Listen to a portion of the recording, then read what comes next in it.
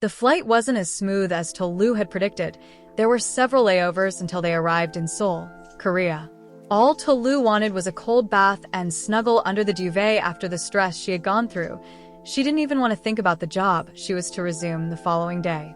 Before Tolu came to Korea, she had already discussed with an agent concerning her new apartment and everything. So, just as she had thought, everything would work accordingly. Driver. She stopped a taxi driver as soon as she walked out of Incheon Airport. Ma'am. Where are you going? The driver asked her politely. She looked at the address on her phone and knew she couldn't pronounce it properly, so she flashed her phone screen at his face. After a long look at her phone, the driver shook his head. No, I don't know this area. The driver said, What? But it's... She couldn't finish her statement when the driver drove away. Though tired, Tolu didn't give up, but when she stopped 3 drivers and none of them knew the place, she began to panic. She quickly dialed the number of the agent. Please pick up this call, she muttered under her breath. This number does not exist. Please check the number and try again. This was the statement repeated by the service provider, and Tolu groaned. What could she do and how would she cope? She knows nowhere and nobody in Korea. Already stranded, her eyes met with a hotel across from the airport, and a soft exhale escaped from her. I will just make do for the night and try again. She whispered to herself as she started advancing towards the hotel with her luggage. The hotel was breathtaking and extravagant with admirable arts and classic furnishing. She walked on the quiet lobby, approaching the receptionist. Welcome to our hotel, ma'am. How may I help you? The receptionist asked her warmly, flashing her a smile. A room, please. Even if it's the smallest. Tolu informed her with desperation in her voice. Sorry, Ma. We are fully booked for the night. The receptionist said sadly. Please, can you check again? I really need a place to stay, else I will be stranded outside. Tolu pleaded. She was scared, annoyed, and tired. Sure. The receptionist started typing on the keyboard until she finally looked up with a smile. You are lucky, ma'am. There was a last-minute cancellation. You can make do with the room 305. The receptionist informed her politely. The room fee was quite expensive, but Tolu had no choice but to pay for it as she couldn't risk her life sleeping under the bridge. Maybe when she cooled off, she would start thinking of a way to fix her homelessness. Tolu didn't go straight to her hotel room. She went to the hotel bar to chill a bit. The bar was somewhat empty with a few guests. The calm, melancholy music filtered in the air as she sat on the long seat beside the counter. I want the best recommendation from the house. Something hot and nice. She instructed the bartender and he nodded as he began mixing the shots. He placed 3 shots before Tolu on the table, which she gulped all at once. Arg! She yelled with a loud voice, reflecting that the drink had hit the spot and it was really hot. Another one. She urged the bartender. He gave her a long look before mixing the drinks again and pushing them over to her. Tolu lost herself in the shots. The first taste was of strawberry, so sweet, but the sensation that it left behind was hot, leaving an uncomprehending spell to the drinker. When it felt like it was enough, by this time, she had completely lost both her balance and her senses. She staggered back to her hotel room. That agent. You. She groaned drunkenly to herself in the elevator, and when it dinged open, she stumbled in the isolated hallway, heading to her room. She looked at the card in her hand. Her vision was blurry that she couldn't see the number, so she lodged at the first door that she fell on. Fortunately, the door opened, and a small smile formed on her lips.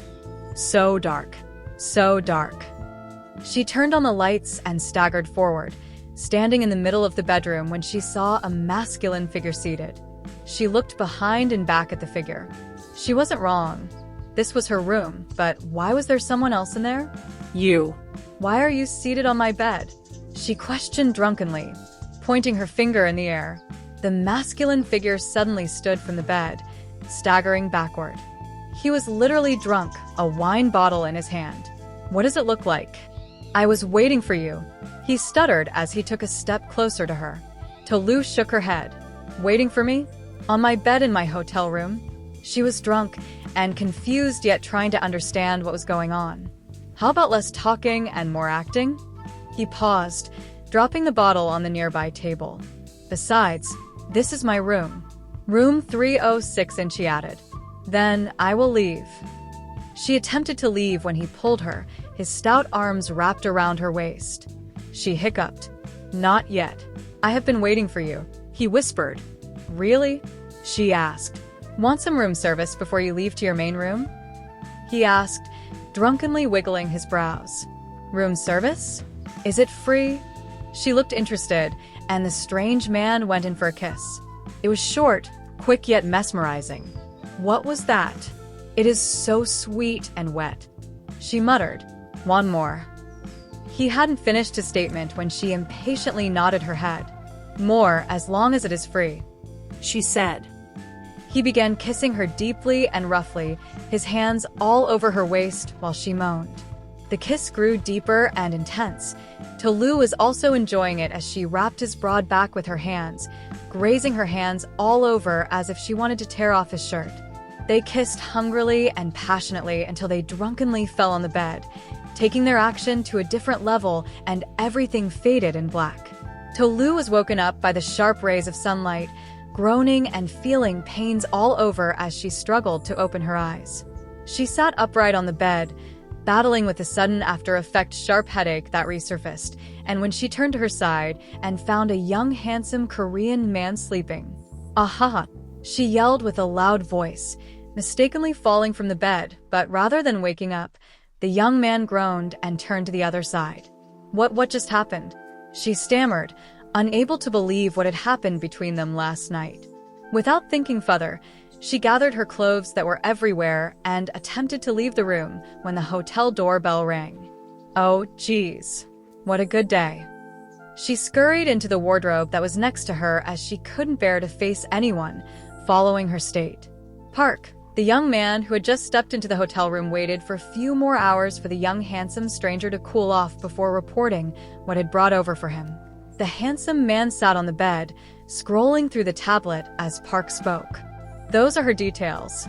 Park said conclusively. Are you sure she is the same person I met last night? The young man asked. Not met, but slept with last night, boss. Park corrected him, and he shot daggers at him. Interesting for an African lady. This is new. He rubbed his chin in silence while staring at her image on the tablet. What do we do now, boss? Park questioned courteously, and he finally looked up. I need you to do something for me. He exhaled deeply. Prepare a contract. He instructed him seriously, and Park looked flabbergasted. A contract? For? Park asked with curiosity lingering in his eyes. Leave now. I will send you the details, he said. Park studied his boss for a long time before nodding and walking out of the hotel room.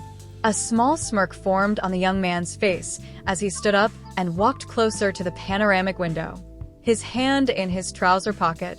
You can come out now, he said. Lou couldn't believe that he knew she had been there all these times. She also knew she had been caught, so no need to rigmarole. She cautiously stepped out of the wardrobe without further dramas. She lowered her head to the ground. What happened between us last night was a mistake. She confessed outright, and he smirked. Yes, it was, and I have to correct things before we make more mistakes in the future, he said seriously, and her lips curled. By that, you mean? She trailed off, and he turned, finally facing her. Lou slightly gasped at his sight. She couldn't see him properly last night, but this morning, she wasn't blind. He was a charming Greek god on white shirt, looking so hot, his properly primped yet wet hair giving him a Casanova look. Sharp jawline, broad shoulders, aggressive yet intimidating eyes. You have to make a choice, Lou. He approached her, closing the gap between them. How do you know my name? She asked, staring at him intently. That's not the deal here. He paused. Why should I have a choose when we only had a one-night thingy? We can just forget about it and move on with our lives. She informed him, rambling with words, and he laughed. That can only happen if you met your level kind of man. I'm not your level man, and you need to know who you slept with before you ramble at my face. His words only confused and got her scared. She just arrived in Korea, and had crossed paths with someone she shouldn't have? So, what are the choices? She asked, swallowing hard on nothing. She tried to hide her fear. Become my contracted girlfriend or leave Korea. He spilled bluntly, and her jaw dropped. What? She gasped in disbelief, even though he didn't look like he was kidding. Leave Korea? Leave her new job because of a drunk one-night stand? But what was more ridiculous was becoming a girlfriend to a man she knows nothing about. To-Loo felt numbed and dumb, unable to say a word as they locked their gaze. Leave Korea? To-Loo smirked, looking disgusted as fear suddenly fled from her. This time, she took a step closer to him, their gaze locked and intense. Leave Korea because I'm at fault or because I committed a capital crime?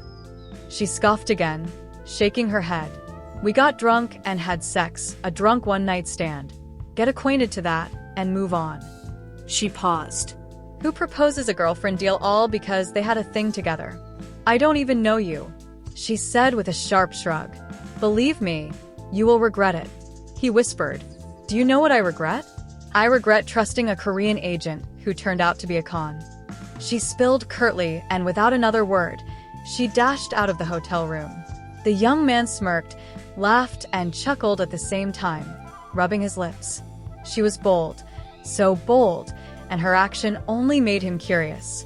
What a man! To-Loo sighed as she walked out of the hotel public restroom. She had changed into a new suit.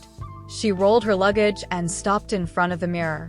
I just have to show up at the office today before I start sorting for a new apartment. She muttered these unclear words as she applied the lipstick on her lips before completely walking out of the hotel. To-Loo arrived at Han Medical Hospital, dropped her luggage at the female dressing room, changed into her coat, and resumed her duty. Before she began any activity, she had to take attendance at the director's office. A soft knock on the door. To-Loo clutched the tabloid to her chest as she walked into the director's office. Good day, sir. To-Loo trailed off at the sight that welcomed her immediately. She lifted her face from the ground. You, she stuttered in shock, unable to structure her words. Good to see you again, little bunny, he said, a hint of mockery in his voice. Why are you here? She stammered in surprise, still finding it hard to believe her eyes. He was the same man she left at the hotel room a few hours ago. Her eyes dropped at the nameplate that was placed on the desk. Director Han Gunmin. He wasn't just the director of the hospital where she was now working, but he was also the CEO. To-Loo's mind was still in spiral that she didn't notice when he left his seat and approached her. They stood there, face to face in his office, his hand tucked in his trouser pocket. Are you stalking me or something? Her voice was barely above a whisper as she tried to compose herself, even though it was difficult. I gave you a choice, To-Loo.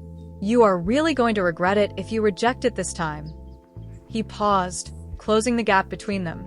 Become my contract girlfriend or I will cancel your work permit, which will only result to you leaving the country. He said seriously, maintaining his cold gaze on her. To-Loo knew she was trapped, but why was he being persistent on making her his girlfriend? Why? Why should I be your girlfriend just because of a one-night stand thingy? She couldn't help but question him aloud. Because you are the first, and before rumors start spreading, it's better to have a control over it. He rashly explained to her, curling his lips, and she exhaled deeply. There was a brief moment of silence between them before he broke it. So, is it a yes or a no, little bunny? He questioned anxiously, wiggling a brow. What kind of world was she walking into, and would it be a good decision to tangle with him? Lest she forget, he was still her boss. Then, if it's like this, I make the rules. She paused, crossing her arms. I can't let you have full control over me, she added courageously, and he scoffed, looking surprised. What? Is it a yes or a no, Mr. Gunman? Do we have a deal? She retaliated his action, filled with mockery as she wiggled her brows. Now, Gunman was dangerously intoxicated by her rare yet triggering charm. Their gazes locked, so cold with both lust and mystery, without saying a word or blinking. To-Loo wouldn't accept defeat without a fight.